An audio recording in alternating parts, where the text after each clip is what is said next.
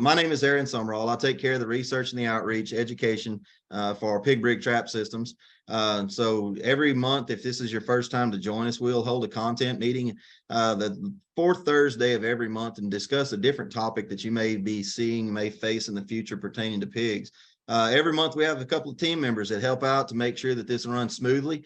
And tonight we got a couple there, and Margaret is with us sometimes there. And Margaret is the lead of our unbelievably awesome customer service experience. If you have to call in and visit with us, she is the chief of that ship. So the other one that's new to the team is Anna Maria. Anna Maria is the one responsible there, that she will be making sure that Pig Brig is known to the world. So we're glad to have Anna Maria on board, and they'll be watching the chat feature this afternoon to make sure that we don't miss anything that you may have as far as questions or comments or anything like that. So for those of y'all that have joined us before for these events, we're going to hold it in the same format. So what that means for y'all, those of y'all that are new to the event, is if you'll notice on whatever device you have, find that chat feature on that device. So whenever we do the Q&A side of it, at the end of the meeting, after the content's delivered, we will go back to that chat feature and look through that chat to pick out the questions that you have included into that area. So what we want to do to make sure that you have the chat feature figured out, know how to log into that chat feature, I'm going to ask you a question, and I need you to enter that answer into that chat feature.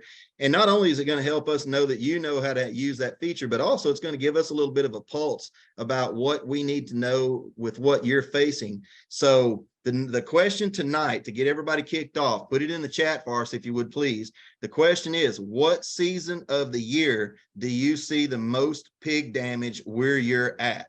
Okay, spring, summer, fall, or winter. What is the month or the season of the year that you see the most pig damage? So put it in the chat for us, and we'll make sure that we're looking at that. We record it, and we kind of helps us out a little bit about what we need to address moving forward with events, with other outreach and things of that nature. So I see a lot of Q&A or a lot of chat that's coming in. That's great. That's what we want to see, that number increasing. We know that you have it set up where you can log those questions in as you have them. So what we'll do, we're going to go through the content part of it. Typically content takes anywhere 30-35 minutes, something like that, and then we'll go into the questions and answers.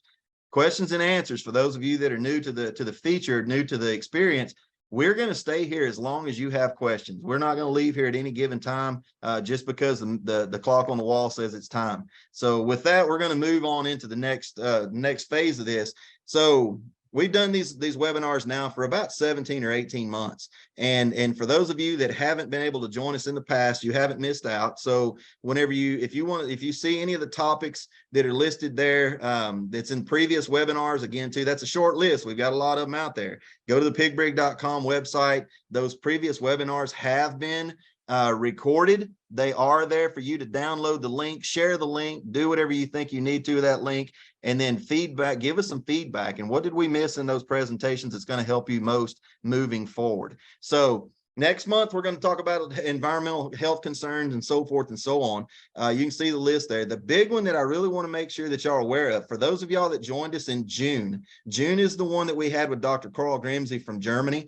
Carl come in and talk to us a little bit about African swine fever and what they're doing to combat that situation in Germany. And also that webinar is recorded. We're going to hold true to that with that expert type webinar in September. The September event for the extra meeting, the additional meeting, is going to be on September the 21st. It will be 11 a.m. Central, noon Eastern time.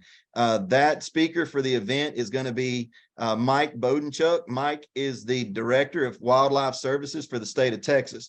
Mike's going to be talking to us about a few different things regarding reproductive diseases that may be zoonotic, they may not be. The zoonotic situation is anything that we can pick up that we can't wash off with soap and water, folks. So we need to think about those zoonotic diseases whenever we are working with wild pigs. The other thing that he's going to be talking about that's really hit the media hard, especially on the biologist side of things, is that the association that's been drawn between pigs and the spreading of the prion that is affiliated with chronic wasting disease in white-tailed deer. That's something that's pretty hot out there, folks. If you're a deer hunter, you like to manage deer, that might be something you definitely want to tune into. But Mike will be with us that day, starting at 11 o'clock Central, noon Eastern. If you can't join us, then we're going to have that recorded as well. So come back and join it later. Listen to that recording, and definitely, if you have any questions, shoot those questions our direction. We'll make sure that you're updated and you know what you need to know moving forward. So without any other soapbox speeches on my part here, we're going to kick off this that's something that we see coming up every year. And I don't know if it's something that some people may think, well, next summer's not going to be as hot. Sorry, folks, we're in the South. It's hot. So we're going to talk about what the heat does to feral pigs and what it may do to your management efforts and your strategies moving forward. Some of the things you need to keep into account as you move forward. So general considerations, and we're going to break these general considerations down in a little bit further discussion throughout the content part of this. But one of the things there, that top bullet point is, what is the quality and the abundance of available nutrition? So we've got to think about the quality and the quantity of what's available out there. I mean, it's getting dry in a lot of places. And then I talked to someone yesterday afternoon, that in North Mississippi, just last week, they had over 20 inches of rain in that given week. So that's going to affect that abundance, that availability, quality, and quantity type things. Other things we're going to think about is, where's the water? I can tell you right now, where I live in Texas, we are about to die. It's pretty dry there. We haven't had a drop of water in almost 7 weeks. So it's pretty tough. The other thing there is to keep in mind is we can see a reproductive slowdown or a reproductive break during those super high temperature areas or time frames, whenever other resources are definitely depleted. Reproductive body condition on those animals may not be up to speed to be able to carry a litter to full term. Other things we need to think about is, what are the localized high quality nutrition that's within their range. Okay, so you need to kind of get an idea about what the range of a pig is. Most of it, just as a rule of thumb, and this is going to fluctuate from region to region, but just a rule of thumb, roughly 3,500 acres is what you need to think of. So if you're standing in the middle of a given location, what is within a buffer around you to the range of around 3,500 acres, and then what kind of nutrition is available in that range. The other thing we need to think about there is heat and movement, and how does the heat affect the movement, and what does it do about changing management strategies? We'll talk about some of those tips and tricks and things you need to keep in mind as we move forward. But moving on, when we start thinking about moving on, we need to think about the available decreasing availability of natural vegetation quality and quantity. And we know in the spring of the year, man, we get that flush of high quality vegetation that's out there. Those pigs love it. They're living in literally hog heaven out. And then the summer kicks in. Mother Nature says that she's going to roll this back under her domain and under her realm, and that food availability and the digestibility, the quality really starts to decrease. So when we think about that decrease in quality, we're looking at low digestibility because of increasing lignin content. So as those plants begin to change from that vegetative to that mature stage, that lignin content goes up exponentially, which decreases digestibility pretty profusely. So the other thing that we need to think about now, where I'm at in Texas, is case in point. I mean, that's the ground is dried so bad, the cracks in the ground, that if you dropped your pocket knife, you're probably not going to hear it hit anything for a couple of feet once it goes into the ground through the cracks. But what we need to think about in there is, with that drying ground, the access that pigs have had throughout the spring of the year, whenever that soil moisture is high, the access pigs have had to invertebrates in the soil is just about gone in a lot of those places. Now, again, like whenever I was talking to the individual last night in North Mississippi, they may not have that situation. It may be the exact opposite, where soil saturation has pushed those invertebrates to the top of the ground, making it much more easy. But for the majority of us in the summertime in the pig range, we are seeing decreased access to those invertebrates, and pigs just can't get deep enough to get to them. And addition to that is that the ground is so hard. Even if they could get through that first few layers of the ground, it might not be worth the caloric requirement that it would take to get to where those bugs are. Now, the other thing with drying conditions, we have further distances between necessary resources. And what I mean by that is you go back and look at Aldo Leopold and father of wildlife management. We have to have that food, water, cover, space, and the arrangement of all of it. And it needs to be in that given range that they occupy. So whenever we start thinking about food, water, cover, and space, we got water and food that's in there in the top two. So whenever it dries down, it may be a long distance between water and the available food resources that those pigs have. That is super high priority to successes during the summertime trapping efforts is where is the water, where is a food resource that they're depending on. We'll talk a little bit more about that in detail in the coming slides, but that's something you're going to have to keep focused on. Now, starting first and foremost, if they don't have water, they don't stay in an area. They have got to stay at in those areas where the water is. Just because pigs don't sweat. I mean, they have to make sure that they can keep their body temperatures at a manageable level. So they're going to depend on that water or the mud to cool that body down to an acceptable level. Now, we'll say that in that second bullet point, it says wallowing for thermal regulation and insect control. Okay, well, we can get that thermal regulation situation there, and it can be a double-edged sword for pigs that wallow.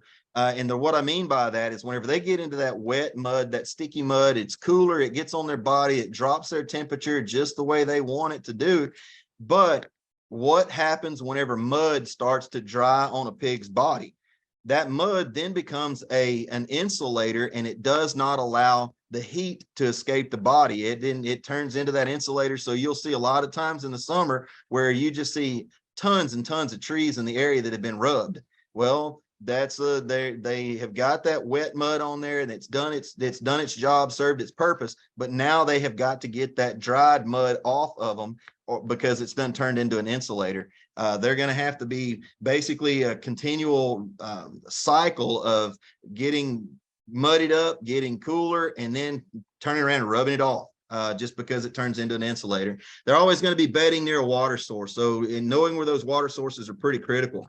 And for those of y'all that have cattle or livestock that you have to provide water in a trough, that may be the only water source that they have in the area. So we'll talk about that on the next bullet point, but you need to really protect those water sources.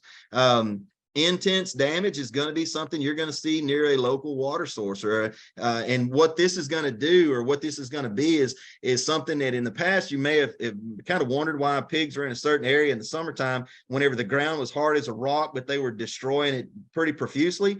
Well, what's going to happen is those pigs are going to bed near a water source, and they have the same monogastric digestive system that what we do.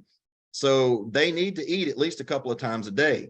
One of the things, and we'll talk about the midnight feeding here in just a minute, but in the daytime, if they feed that midnight feeding, they're going to have to get up and at least feed to some capacity during the daytime, or they're going to just get too overwhelmed with hunger. But they're not going to want to leave that water source. One, it is a water source.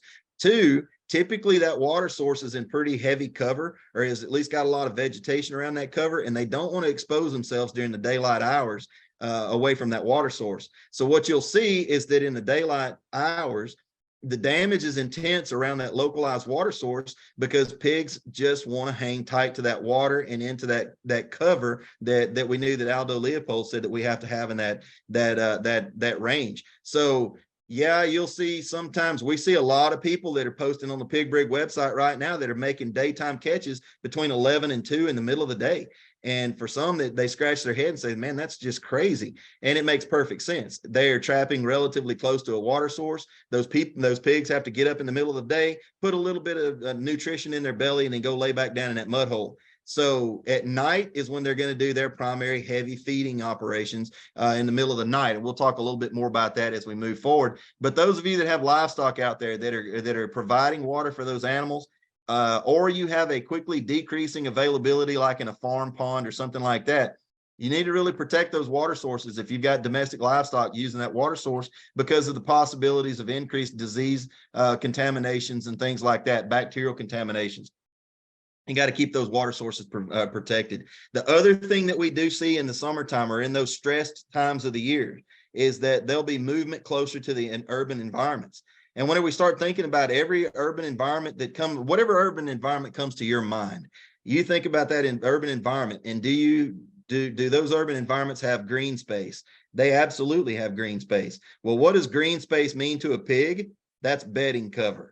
Okay, so the other thing about moving closer to urban environments is that's where you're going to find your water features. That's where you're going to find your new home expansion subdivision type things with the pond in it. You're going to find people that are watering pets and other wildlife like squirrels and things like that outside. So those pigs are going to come into those areas where there is water year round, regardless of the conditions. So that's something to keep your eyes on. And if you see it on your local media that pigs are showing up in urban environments, definitely let us know.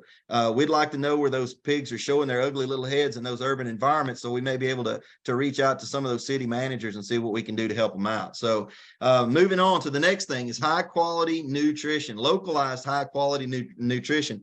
And what we mean by this is predominantly what are the ag commodities in their area? Right now, where I'm at, or where I live in Texas, it's pretty much done with the grain sorghum harvest. We plant grain sorghum extremely early in the year, and it's just about gone right now. It's already been harvested. They're in full swing harvesting corn right now, so forth and so on. Think about that as it starts moving further north with that harvest process. And what you need to keep in mind is that whenever you have that super high abundance of available nutrition, what you may have to do is back off from the pigs for a little while, because if they've got tons and tons of food that's naturally available, or available, not naturally, but available through ag commodities, it's going to be tough to have bait leverage over those pigs at a trap site. So what you may have to do is back away from those pigs and not educate them to a trap site whenever there's plentiful nutrition that's on the landscape everywhere. So back off until you know that you're going to have food leverage or bait leverage again at the trap site. Other things to keep in mind, especially now in the summertime, it's not something that we'd like to see as land and wildlife managers, but it happens every year, and it's probably going to continue to happen, is supplemental feeding or supplemental feed availabilities to both livestock and or wildlife. So typically, whenever you see the average cattle herd in the United States is about 15 head or less. Well, every one of those cows in that 15 head herd probably have a name. We've given them something, a name, just like we would give a child or something that they have become a member of the family. So it's tough, even in those stress conditions, to think about selling one of those animals off. So they end up providing supplemental feed to get them through the harder times of the year. The indirect beneficiary of this supplemental feeding is definitely going to be a pig. Okay, for those of you that are out there and it's starting to kick off, getting kind of close to hunting season, starting to change the focus on some of those decisions that those wildlife folks like to do in the fall of the year, that wildlife, whether it be corn or protein pellets or whatever that starts finding their way to those wildlife feeders, again, the pigs are going to be the beneficiary of your efforts to try to grow a bigger, healthier, more impressive wildlife animal. So you need to keep those in mind. That's definitely going to be food availability that affects the what you do with pigs moving forward. The other thing out there is farm pond feeders. We see pigs doing a lot of damage around farm ponds, especially that are feeding catfish and things of that nature. So the other thing to keep in mind is if you do have farm pond feeders, think about the oxygen level in those farm ponds with regard to your catfish or something like that. Don't let your oxygen levels get too low, just as I guess a side point to lose those catfish in the summertime, just because that increasing water temperature has decreasing oxygen holding potentials. So what the pigs are going to do is they're going to come into those livestock ponds or those farm ponds.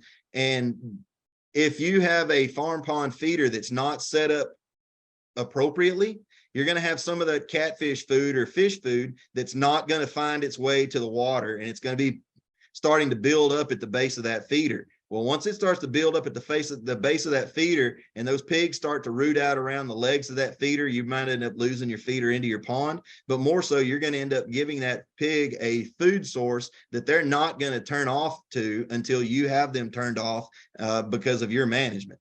Okay. Other things is considered is residential or residential landscaping destruction.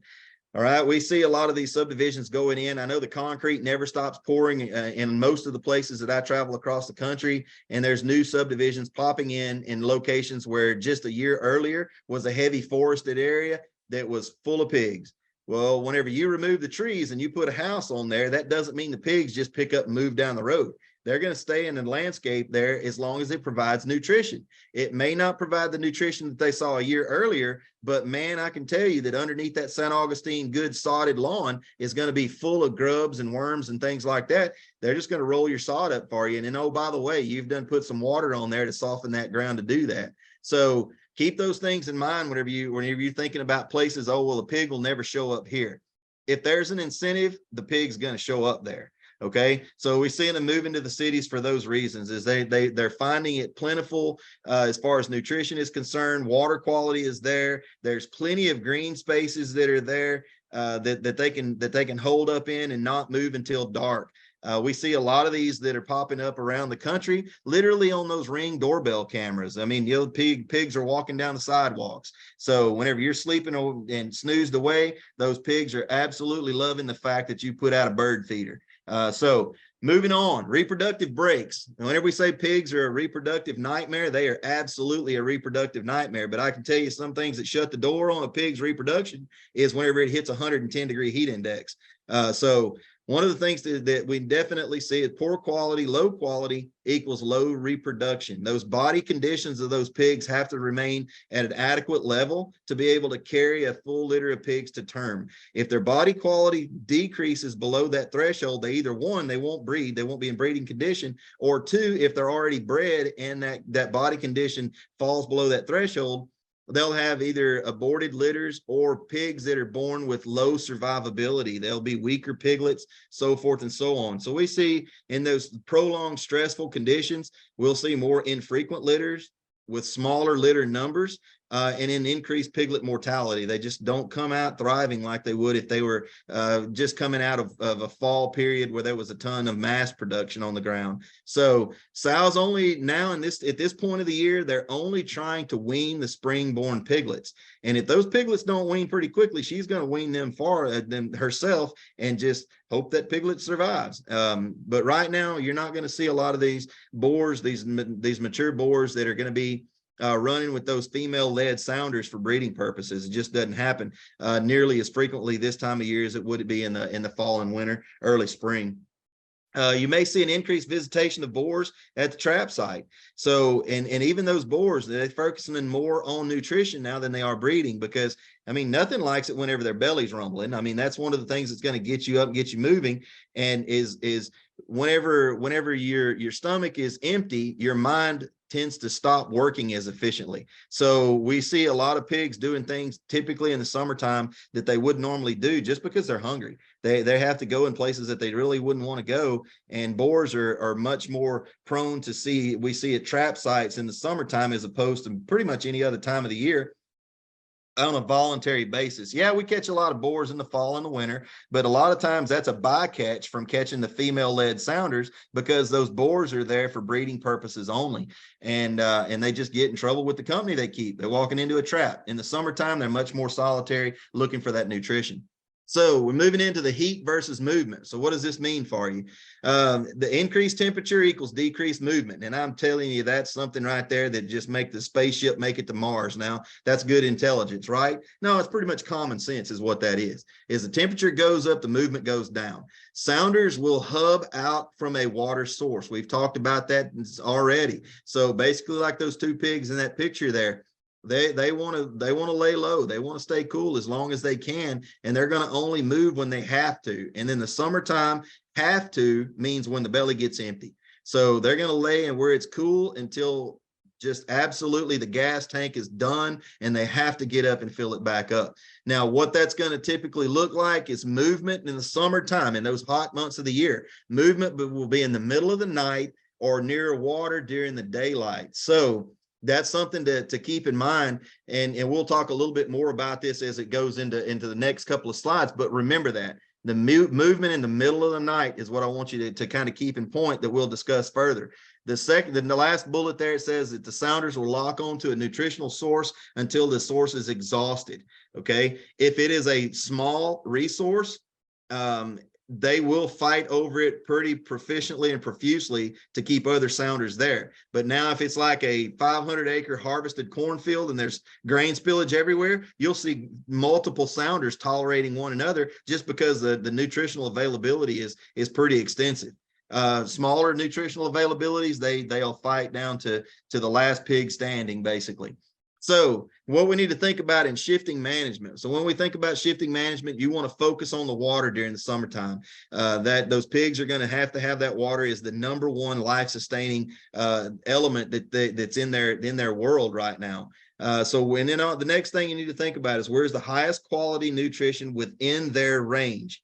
Okay. So again, too, we've got telemetry studies that show that the range, whenever you use the quote unquote range of a pig, that's probably not worth much more than the paper it's printed on, because whenever pigs are under a stress condition, they're not bound to a range much like what you may find in a white-tailed deer. We've got telemetry studies that'll show that pigs will occupy up to 19 miles, a range up to 19 miles, or they may end up having a several tens of thousands of acre range during those stressful conditions that in other conditions, when there's plentiful food and water, they may not leave out of a 1,000-acre range.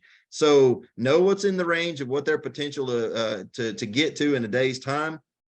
And then the whenever we were talking about it earlier, I'm going to jump back up to the previous slide and look at that third bullet point. The third bullet point says movement will be in the middle of the night. Okay. So, or at water sources, close to water sources. And we'll get down to the third bullet point here during the daytime there, or in that third bullet point down, it says bait traps later in the day.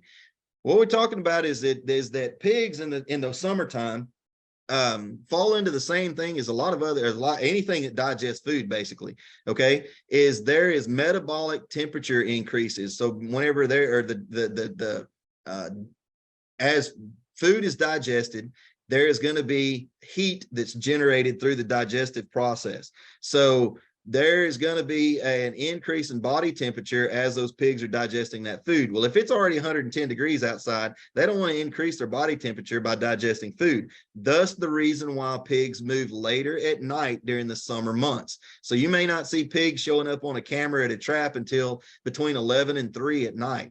It makes perfect sense because their digestive process is just like us. It's pretty inefficient and it's pretty fast. So if they're feeding between 11 and 3 o'clock at night, most of that digestion is already taken care of and is gone by daylight the next morning. So if they're going to have a temperature spike in their body, they want it to happen in the middle of the night whenever the temperatures are about as cool as it can be.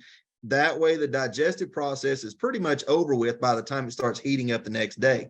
So we want to bait traps later in the day. And the reason for that is, if you bait the trap at 5 o'clock, the pigs may be there at 11 o'clock. But what we're thinking of in this situation, if you bait it later during the day, that's going to give less time for non-target species to show up at your trap site. So if you bait it at 4 o'clock in the evening and you don't see the pigs until 11 o'clock at night, that gives you a pretty extensive period of time where your whole family of raccoons or 10 families of raccoons can make it to your trap before the pigs get there. But if you're baiting and it gets dark at 8 o'clock at night where you're at, you bait right before dark at 7:30 or so, and they don't get there till 11. Now we've cut that time that those non-target species have by half before those pigs get there. So a couple of shifts there. The next thing is get to the trap early. We talked about this earlier on in the discussion, is that pigs do not like heat. Okay. We want to make sure we get to that trap early the next day, that morning, and take care of those pigs, get those pigs ethically dispatched as soon as possible. The only time that I have not been able to catch pigs in subsequent nights is whenever there's been pigs that have died in that trap before I got there. Many times those pigs that died in that trap before I got there was not due to the sun. It was due to a neighbor that didn't like the fact I was catching pigs and got to my trap in the middle of the night. But if you're in the southeastern United States or in California and some of those places out there, and you wait until 10:30, 11 o'clock in the morning to get to your trap, and the temperature is already well up into the 90s or heat indexes into the hundreds, those pigs are probably already gone on you. They've expired just because of direct sunlight, and that's going to make it tough on you to get everything cleaned up to where the following sounders in that area are going to want to go into that trap location. So get there early, bait later, get there early. The other thing to think about in this slide here is to think about the attractants. If you are using attractants or considering using attractants, think about the type of attractant that you're using.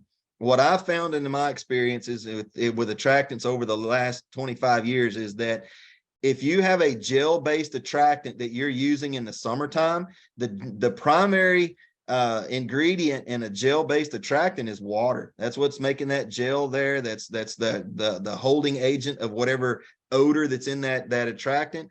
Well, whenever you put a gel-based attractant on the ground, from what I've seen in my experience, is that if it's under an already dry condition, a stress condition, and you put any kind of a product on the ground that has a high water content, ants are going to get to it almost immediately. And once those ants make it onto that attractant or onto that bait, pigs are not going to want to pick that up. So if you're thinking about using additives or attractants in the warm months of the year, do something that's water soluble, like your powders and things like that, saving those gel-based attractants to your cooler months of the year, whenever those ants are further below ground, or there's plenty of water on the landscape that they're not looking for your attractant to pull the water out of that. So kind of keep some of those things in mind as you're moving forward. Other considerations that you need to think about during the summertime is multi-trap sets. And the reason I say multi-trap sets is multi-trap sets in a close proximity. So whenever we think about multi-trap sets, it works exceptionally well in this time of year is I'll put 2 traps up within 100 yards of one another. And the reason for that is if those boars get on their feet and they really start looking for food pretty early and they find their way into one of your pig brig traps, and then the next visitation to that trap is a female-led sounder of females that are not reproductively receptive, they're not going to walk into that trap with that boar there. So if you have a second trap in close proximity that you have been also conditioning, then if a boar's already in one trap, they'll go less than 100 yards to the second trap, second set, and we still wipe those pigs out in a very quick and very efficient way by using multi-trap sets in close proximity. The other thing to think about is getting close to the water. It might be tough to get into those areas that there might not be roads that you can use easily to get into where those water locations are. Or closer to the water locations. Use that pig brig the way that it was developed. The way it was developed was to use the existing vegetation, like you see in that picture there, out in the hill country of Texas, where we just go into a given area. And as long as I've got trees within 15, 20 feet of the side of that trap, they are perfectly in contention for being used to set that trap up, like you can see being done there in that picture. We got a ton of videos on this on the Pig Brig website. And if you want any more feedback, one, check out those videos, or two, just give us a call. We'll be glad to walk you through it on and help you get that set up. Be ready for big movements in the summertime. And what I mean by big movements, they may be at a given location for a month, and then all of a sudden they just completely change zip codes on you and don't know where they went. Well, a couple of things are going to happen. One is if that water source they was depending on is gone, they have no choice but to move to the next available water source, and that may be a pretty good distance away. The other thing is that if they're locked on to a food resource and that food resource is now gone, they may hub off of that same water source, but like a bicycle wheel, in the center hub of that bicycle wheel would be your water source. And all those spokes in that bicycle wheel may be a different path that they take to go out to a food resource. If one spoke in the wheel is gone and that resource is not at the other end of it anymore, they're just going to go to another spoke to where they can get to another resource. So may still hub out that same water source, but they may quit coming to where the nutrition was because it's just gone. If you still have any soil nutrition or soil moisture right now, go ahead and drive your T-post now if you don't even expect to be catching pigs. So if you've got an area crop that's being harvested and there's plenty of food on the ground and all that, and you can't really get bait leverage on those pigs now, go ahead and drive the post now. That way, as soon as that resource is depleted, you know those pigs are going to be hungry. You know they're going to be ready to go. That way you can get out there and hang that net in 10 or 12 minutes and get on those pigs extremely quickly. For those of y'all that are deer hunters out there, if you don't want to be banging on T-posts right before deer season opened, which I don't want to be doing that. I don't want to take the chance on spooking my deer in an area. If I'm going to be trapping pigs in the same areas or in the same proximities of deer hunting, I want to drive my T-post now. That way, whenever it comes time for season to roll around and you start trapping pigs out of those deer leases, you can slide into an area real quietly with that net, hang that net on those posts that are already in place, and then and move on out pretty quietly without disturbing those deer in that area. The next thing we need to keep in mind, folks, is no traps in the bed. Okay, guys, whenever there's a new smell of cologne in the bedroom, it kind of gets sketchy for a little bit until we figure out why. So the same situation with this, whenever we think about pigs, is that if you go right into the bed, right up to the water, and you start putting in those pig brig traps, couple of things that you're going to be doing. You have walked into their bed and you started banging on T-posts. You started disrupting the environment, so forth and so on. But then you got to follow it up by multiple visits to that trap location, conditioning those pigs and so forth and so on. So whenever there's increased human activity in the bedroom of a pig, pigs are going to change bedrooms on you. So make sure that you don't get just entirely right up on top of those bedding areas, but stay a little bit further away. And this is something that I tell everybody whenever we're talking about trap placement. We don't want to be right in the middle of the food resource, and we don't want to be right in the middle of the bedding resource. What we want to be is somewhere along that travel corridor between the two. And what I mean by that is, you think about this. You spend a lot of time in the kitchen. You know what plates are in the counters. You know what glasses are in the counters. You know what's in the refrigerator. Okay. You spend a lot of time in the bedroom. But how many times do you really pay attention to everything that's on the walls on the hallway going between the two? I know for me, I don't spend a lot of time just meandering down the hallway just to look at the walls. I'm going from the bedroom to the kitchen. Well, if you go in and put your traps up somewhere between the bedroom and the kitchen, then your pigs are not going to be as likely to blow out on you, because it's not a lot of time that they spend in that given area anyway. But if they're between bedding and feeding, then they can definitely stop off and grab a quick bite between their food resources. A lot of times you'll see those pigs, just like for those of y'all that are deer hunters, they'll stage up right off of a resource waiting for it to get dark. So if they get out of the bed and it's 5 o'clock in the evening and they're going to plan on going out into that food resource at dark, well, between 5 o'clock and 8 o'clock in the evening, they're going to stand around and nibble on something if it's available. So get in that travel corridor between the bed, between the feed, and give them that opportunity to stop and get them a snack on the way to the restaurant that afternoon. And you'll see those earlier afternoon catches probably increase pretty good. So moving into a little bit more about behavior, and we're going to wrap this thing up here pretty quickly. You will see a lot of times satellite sounders in the summertime of subadult boars. As food resources decrease, then those dominant females that are leading those sounders will look at that sounder and see who needs to be kicked out. Well, sooner or later, those subadult boars were going to be kicked out anyway. And if food resources deplete faster than what they were expecting them to, those young guys have got to go. So you may see satellite sounders out there of nothing but subadult boars from that 30 to 70 pound range. Those guys are just like teenagers. Whenever the parents are gone, the teenagers are going to do what they want to do. Those can be some pretty destructive animals. But the other thing about it too is sometimes they're super easy to catch. So pay attention to the sounder, the dynamics of what you're seeing out there, and trap accordingly. Overlapping sounders may tolerate one another, like what we talked about earlier. Nutritional resources are large enough, they will tolerate each other until they start to deplete their resources. Hayfield damage, for those of y'all, I've seen a lot of hay being put on the ground here lately. For those of y'all that have hay fields, you might not see the rootings in the hayfield like what you typically would think you would see. But what you need to think about in hayfield visitation by pigs, look at your round rolls. If y'all are out there leaving round rolls in the fields between cuttings, if you start seeing those round rolls start to look squatted in the field, you may want to look at the round roll right there, right above the ground level, because if that grass was cut a little bit too late in production and there's a lot of seed head in that grass, basically what you've done is you've rolled up that grass and created a buffet in a 5x5 roll. So what they're going to do is eat into those round rolls of hay and eat those seed heads out. It's super easy for them to get to. The other things to look at out there as well is army worms and grasshoppers. If you are in that hay production, you know exactly what we're talking about here. Army worms, God hold this. I feel sorry for you. You got to get on your army worms pretty quick. The grasshoppers, if you're out there and you start seeing pig feces in the field and all that, a lot of those grasshopper exoskeletons are not digested in that digestive process, and you can pick up on seeing some of those exoskeletons in that feces. Look for that in those hay fields, and that might be the only way you're going to know that pigs are there, because they're not going to be causing soil damage and it's not going to be as easily seen. So other things about army worms, if you see the old white cattle egrets out in the field and just unbelievable numbers, folks, they're not out there because it's just a place to hang out. They're out there after those army worms. So watch your other wildlife species and what they're doing to use that resource, and pigs are definitely going to be using it. It just may be later at night.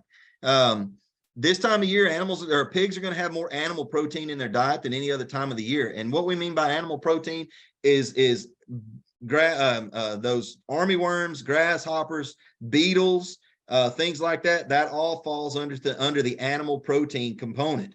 So whenever vegetation is at a minimum, they're going to have to replace it with something. So vegetation in the summertime is usually at a minimum, and we'll see a lot more content in their diets composed of that animal protein. So watch that accordingly and make plans appropriately.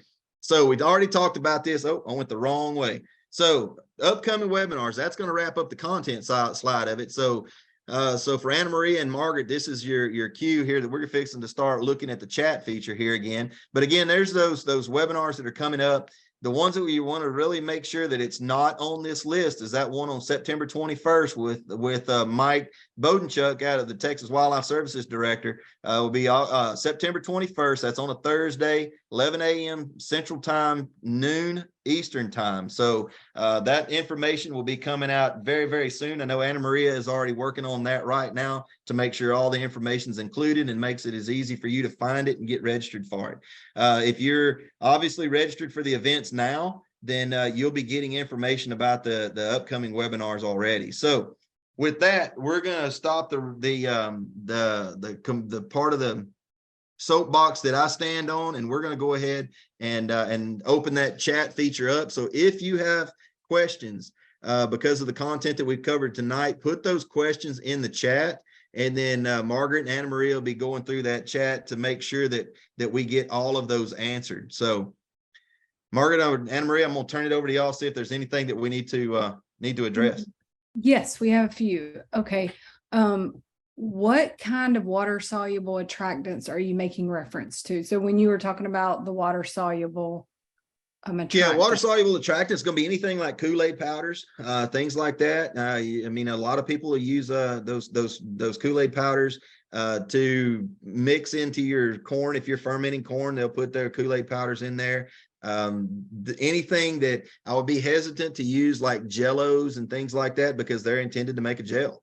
But you can just simply even go into putting just pure cane syrup into solution whenever you're fermenting your corn, and that does really well. Some of you will go in there and it's water soluble because it's already in that form. Some of you use beer for the yeast in the beer to speed up the fermentation process and to attract that pig in there as well. So anything that can completely dissolve into a water, that's what we're talking about. If it comes already pre-made in a jug and you've got to pour it out and it falls out into a sludge or into a syrupy type thing, that's what we're talking about with those gel-based attractants.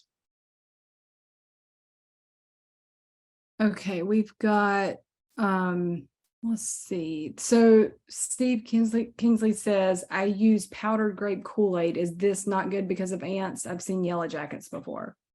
No, that's great. That's fine. Powdered grape, it's a grape Kool-Aid, so it's going to be a water soluble. It's not going to hold the water like a gel would. So I know there's a lot of people that use grape. There's a lot of people that use strawberry. There's a lot of people that use a lot of other things that's out there that work extremely well.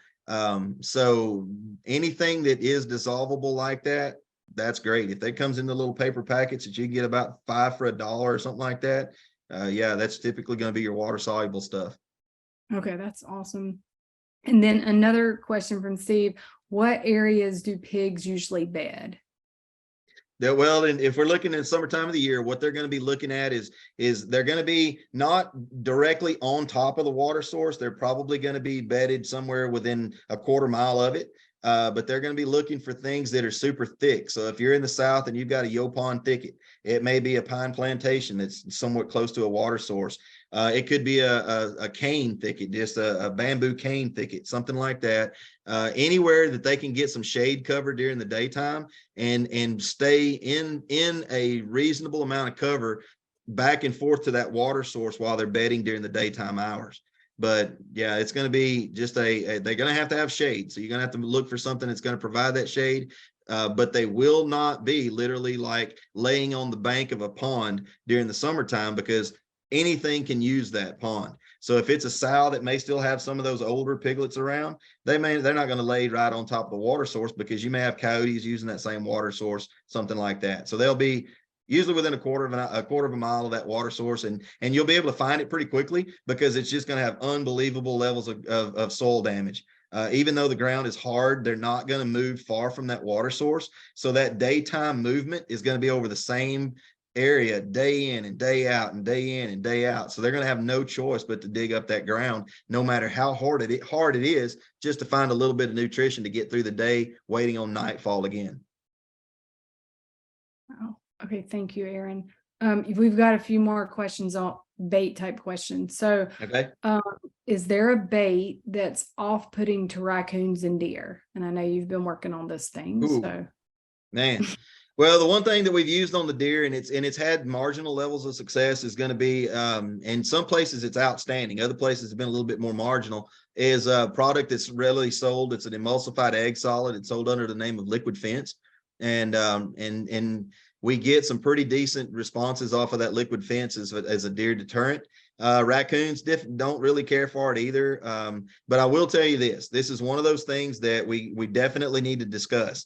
Is that I know a lot of people will reach for the diesel jug and try to use the diesel jug to keep the raccoons and the deer off, and put that diesel on their corn. That's something that we will never promote. The reason for that is diesel is a soil and a water contaminant, and it's an environmental hazard. The other reason too is that whenever you have animals under a stress condition, like right now, if it's in the summertime and they're under a stress condition, you can put just about whatever you want on that bait. If that's the only food they have to eat, they're going to eat it no matter what's on it. So I can show you a library full of pictures that will show deer standing over the top of diesel soaked corn in the summertime and eating it as fast as they can get it in their mouth. So whenever you're thinking about this time of year and how do you keep the coons and the deer back, that's going to come back to human behavior. That's going to come back to what you do as a trapper, because what we and how consistent you do that. Because whenever you start to bait those pigs in the summertime, those pigs are going to, or any time of the year, they're going to habituate to your behavior. So if you bait those pigs every day at 7 o'clock, they're going to hear you come into the area. They're going to hear the bait drop. They're going to hear you walk off or drive off in the distance. And as they hear you leave the area, they know the table is going to be set. Okay. So if you have been consistent in what you do in that baiting, by the time they hear you leave that area, they're going to immediately be on their feet and start trying to head that way. So that's going to considerably decrease the time that coons or deer or any other non-targets are going to have to that bait. So you have to be consistent. You have to make sure that what you do is not spooky to those pigs, but we've had some marginal successes with some repellents, but it's still going to depend on what the season throws at you. We've been doing a lot of work on bears, and we're getting a lot of great data on bears. So that's something to stay in touch with. But the deer and the raccoons, since they don't really care to socialize too much with pigs, the quickest and easiest way to keep them pushed back is be consistent in the time of day that you feed, that you bait those traps. Do it as close to dark as you can, and make sure whenever I go up and bait a trap, I drive my truck right up to the side of that trap, or a four-wheeler, a side-by-side, or whatever else. I leave the truck running. I leave that engine running. I leave the radio playing. I keep talking on the phone. If somebody's with me, we get out and we talk about it while we're there. That way they hear a consistent noise there that they get to recognize really, really quickly. If for those of y'all that feed cattle, if y'all cube cattle, it doesn't take but day 2 and cattle start following the truck around waiting on the cubes. Okay, pigs are the same way. Once they have habituated to your behavior, as soon as you drive off into the distance, they know that you've set the table. So that's where we come back to deer and raccoons. About 90% of the time, that can be alleviated by what we do as trappers. But excellent question. Okay, then we've got how much nutrition is in oats for a pig? Not a lot. I mean, it's in the you have a small germ. The germ of the seed is what's got the protein in it. So there's not a lot. It's just that one of those things, if that's the only thing that they can put in there, it's a pretty good filler. I mean, you put a little water on top of oats and it swells up pretty good. So it's not going to be just super huge unless they just, like if you've got grain harvest and there's oats on the ground all over the place from grain harvest, they'll be able to stand out there long enough to get what they need. But whereas if we see pigs and they're over corn, corn's a lot, just pretty much nothing but fat. The protein quality in corn is pretty pitiful, to be quite frank. But it's a super high fatty content in there, and it's highly sought after. But typically what we're thinking about in the grain is just the sheer volume. So if you got an oat field there and they can stand over the top of oats and eat for a long period of time, then they'll get the nutritional need based off the quantity that they consume. But if it's just a little bit here or there, not a lot. Okay, what about powdered molasses? Powdered molasses would work. I mean, and for me, I typically I'm extremely slow to reach for an additive or an attractant. And I just, it's not the way that I've gravitated around to trap. If I'm using additives and attractants, the number one and number two that I'm going to use in order. Number one is buttermilk. Number two is molasses, and either the powdered or the liquid form of molasses. That's something that stays consistent, and that's the main reason, is it stays consistent. Because if you're baiting pigs and you're using an additive or an attractant or whatever else, or a recipe that you want to bait those pigs with, the biggest flaw that we found in those types of things is how effectively you can replicate that recipe. Because if you can't replicate that recipe exactly to the letter every time, then it's basically like changing cooks in the kitchen. You can tell who cooked the meal based off of who was in the kitchen, right? So if you can't replicate a recipe and those pigs pick up on that quickly, it may have been changed in a way they don't like. So whenever you start baiting pigs and you start putting attractants out there, make dang sure that you're going to be able to replicate it exactly to the letter every single time. Because especially whenever you got grain harvest going on, or in the fall of the year when you have a heavy mass production, if you can't provide them a stable source of the exact same food resource, they're going to bounce off of it. They'll go somewhere else. So think about that. But yeah, powdered molasses works good. Just don't overdo it. The other thing, folks, this is something that we did not cover in this discussion, but in the summertime, we very frequently see people call in and say, man, I had pigs on bait and they just disappeared on me. What do I need to bait them with to get them to come back? That second part of the conversation is where we need to stop. Okay. Until we figure out why they left the bait source in the first place, we don't need to think about what do we throw at them to get them to come back. Because until we can locate the reason why we left, we don't even know if we can fix it yet. And it may not be something that you did wrong at all. What happens if you're baiting within a half a mile or even a mile away from a cornfield that went under harvest? Well, whenever that went into a harvest phase and it started slinging corn all over the ground, they left to go pick up that resource, and they'll be back. But there's nothing we can do in that time that resource is abundant and available to get them to come back. So before you just start to panic and throw things at those pigs to get them to come back, we have to know why they left in the first place. Because if you get to that panic stage and you start throwing everything at them but the kitchen sink, sometimes you can bump them a little bit more, educate them, and it keeps them further away from for a prolonged period of time. So be cautious in what you do in the summertime. It can be frustrating, but it can be one of those times that in that frustration, you can make it a very usable time for the pig because you can educate them. Okay, super helpful, Aaron. What about, all right, I'm going to switch a little bit from the baiting. Well, no, last baiting question right now. How long do you let pigs acclimate to the trap once they're taking bait?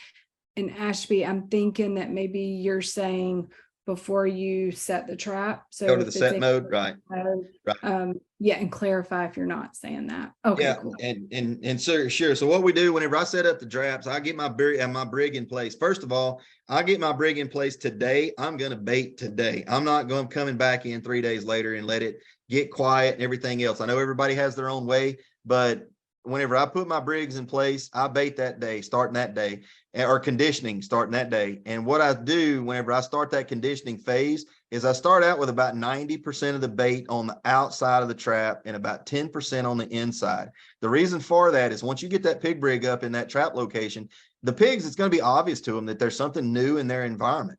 And if you take 100% of the bait on a newly erected trap and you put it inside the confines of that trap, those pigs are going to be a little bit shy and could step back for a few days. So what I do whenever I bait those pigs, condition them for that first time, 90% of the bait on the outside, 10% on the bait on the inside, then I'll let the pigs dictate their entire remaining process. And what I mean by that is that if on night one, they go inside that trap and eat that 10% of the bait, then I'm going to go 100% of the bait in that trap on night 2 of conditioning.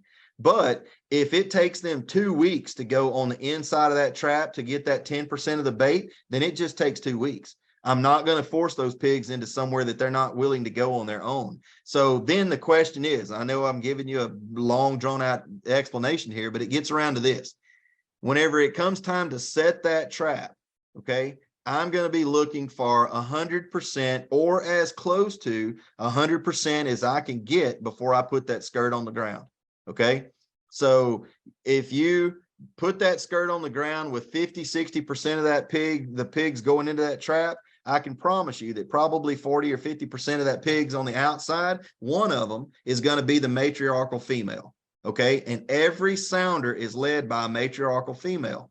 If you don't catch her, then you've educated her. So that's why we encourage people, don't put the net on the ground until you can get as close to 100% of the pigs using the inside of that trap readily. And that might only be a night or two after they all go in, or it may be a couple of weeks. So just watch your cameras and let them talk to you. If you got a situation that's coming up that you got pigs working for you and you're unsure about when it's time to set that net on the ground, give us a call. We'd definitely like to ask you some questions to see what those pigs are telling you and get an idea of when that net needs to be on the ground. But yeah, if there's any question in your mind about does it need to go on the ground or not, wait another day. Okay. Wait until that question, that hesitation in your mind is gone. It's going to be one of those things. It's like, yep, now's the time when we need to do that. But the pigs have to dictate the process. Okay. They don't go off of our watch or our calendar. But extremely, extremely good question. And Ashby, I know you said that you're setting a feeder adjacent to it. So I don't know if there's any other clarification for sure. Let us know. Yeah, and I know what she's talking about with that. If she's setting the feeder adjacent to the trap, it's going to be a deer feeder that's going to be right there on the outside of the trap where it can both throw corn on the outside and the inside of the trap. If that's what she's talking about, and I think that's probably what it is, because we have a few folks that do that. What I would do is that a couple of days before you think it's time to set that trap, what you're going to have to do is either one, turn the deer feeder completely off, because whenever you put the net on the ground, we don't want any bait on the outside of that trap. Okay. So a couple of days before that net goes on the ground, that skirt goes on the ground, you want to turn your deer feeder off. Or you need to figure out one way to be able to make sure that bait only goes to the inside of that trap. Okay. So if you can't make sure that the bait goes to the inside of that trap, those last couple of days of conditioning, you're going to have to go out there and do that by hand. Because if you got half the bait on the outside of the trap and half on the inside, something may happen to scare those pigs that are still on the outside eating bait and they never go inside the trap. So we don't want anything on the outside of the trap to hold those pigs up from going on the inside. So I hope that's what you're talking about, Margaret. What I think what she's angling about is basically the same way that George Wardlaw does, baits with a feeder adjacent to the trap, and he catches both inside and outside. But that's the way he approaches that, is he'll turn that feeder off a couple of days ahead of time and hand feed that trap to make sure those pigs are dialed in. Okay, good. That seems like what you're dealing with. And I did share a link, Russell. It looks like you got it, so you're welcome, about diesel. So we do have a blog on our website. I just shared it, but if we can find some more info, Russell, we'll try to pass that your way. I don't know if you're in our system, but if you want to put your email address in there or something, then we can find some stuff to share with you for sure.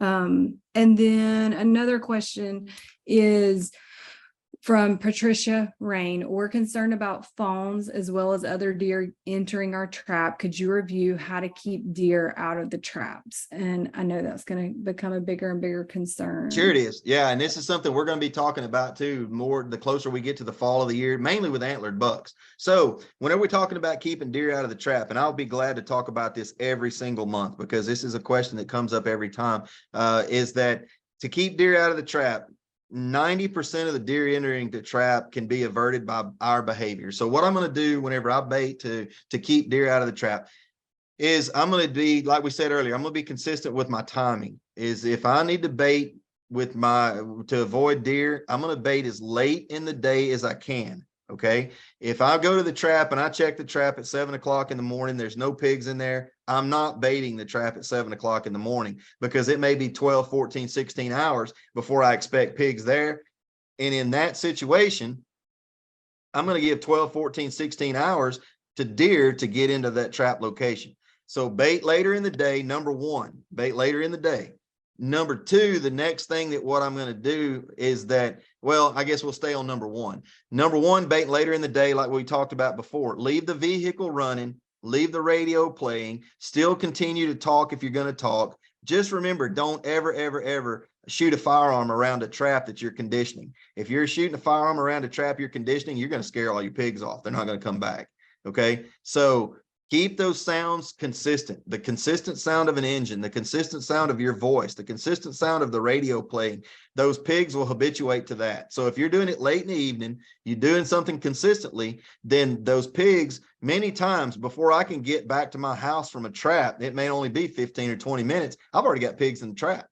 And it's just because it's a consistent approach to that conditioning process that those pigs, as they hear that engine fade off into the distance, they're going to be up and on their feet because it's time to go eat. Okay. And so number two, the next thing that I'll do about deer is to avoid the deer situation is that we have some folks that are out there that recommend using the Brig where we gradually lower the net to the ground. So if we got the nets completely up and off the ground, I don't know, 2 feet off the ground during our conditioning phase, we have a few out there that will recommend, well, you want to lower it by 6-inch increments until you get to the point of catching pigs, putting it on the ground. I don't like that idea. And the reason I don't like that idea predominantly gravitates around antlered bucks. Okay. So if you got a trap that's up off the ground 2 feet that you're conditioning, if you do have deer start using a trap that's in the conditioning mode, they're going to get accustomed to going under that net. Okay. So as you gradually lower that net, they're going to continue to try to go under that net, where the sidewall is only 5 foot tall. They could easily jump that net anytime they want to, but they have been conditioned to go under. All right. And where you're going to see a problem is whenever you're 6 inches to 12 inches off the ground and you got a 16-inch antlered buck, he's going to still try to go under that net. So whenever we're in conditioning, we go from conditioning it ever how high you're at to all the way to the ground. We do not drop that net incrementally. All right. It's not as big an issue in the spring of the year when we don't have antlered bucks. Okay. They can slide under it, they can go under it, they can do what they want to do. I'm not worried about fawns and I'm not worried about does going under a net that is incrementally lowered. I'm concerned about lowering a net incrementally with an antlered buck that's 14, 16, 18 inches trying to get under a net that's only 6 inches off the ground.